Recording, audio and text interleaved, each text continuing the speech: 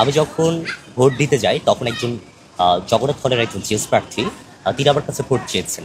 Vote চাওয়ার পরে আমি তার কাছে কলম চাই যে আপনার ব্যালট নাম্বার কত, আমি একটু লিখি। উনি ভেবেছেন আমি ওনাকে হ্যান্ডশেক করার জন্য হাত বাড়িয়ে দিয়েছি। উনি বললেন যে আমি তোমার সাথে হ্যান্ডশেক করবো না। আমি বললাম যে আমি আপনার সাথে হ্যান্ডশেক করতে আমি হাত বাড়াইনি, আমি আপনার কাছ থেকে কলমটা চেয়েছি। উনি আমার কাছে ভোটটা চেয়েছেন কিন্তু হ্যান্ডশেক করবেন না।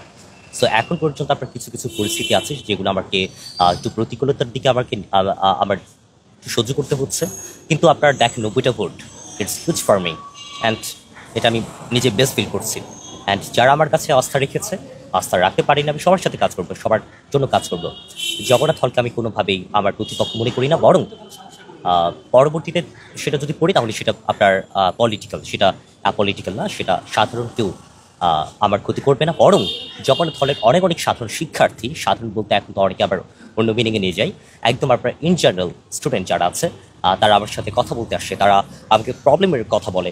সো আমি অবশ্যই তাদের সাথে কাজ করতে চাই।